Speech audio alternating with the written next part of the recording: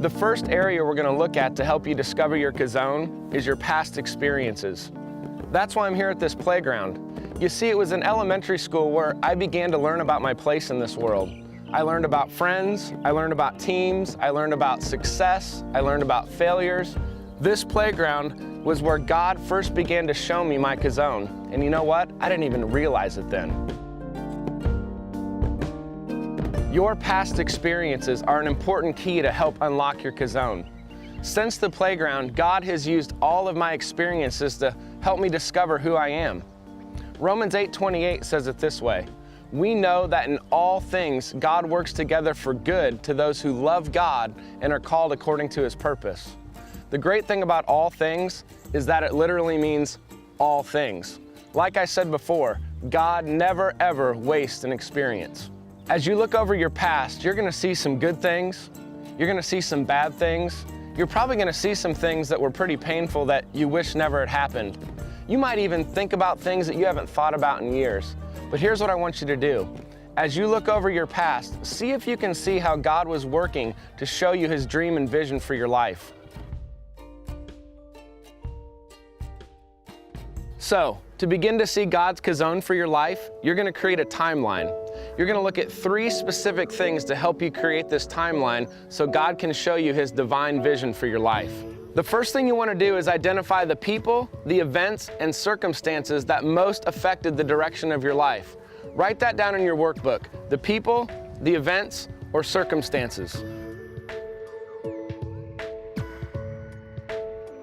All I'm saying is this, that there may be some people in your life that had an influence on you. Maybe it was a friend or a mentor, a coach, a parent, teacher. I mean, anybody that you think has helped you in your life. Maybe it was a school that you remember.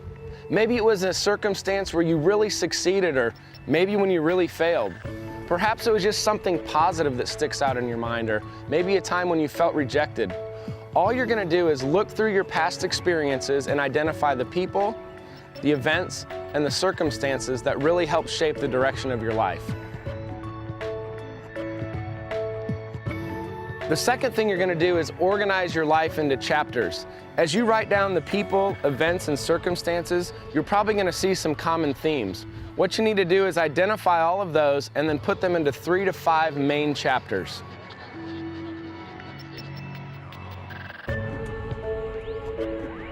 After you identify the chapters, the third thing you're going to do is clarify the themes and lessons from your timeline.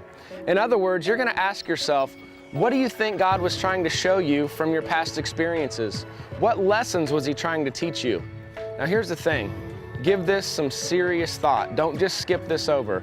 What do you think God was trying to teach you in your past? As you create your personal timeline, I want to encourage you not to be afraid of the painful experiences. I know so many people where the painful experiences is exactly what God used to shape their Chazown.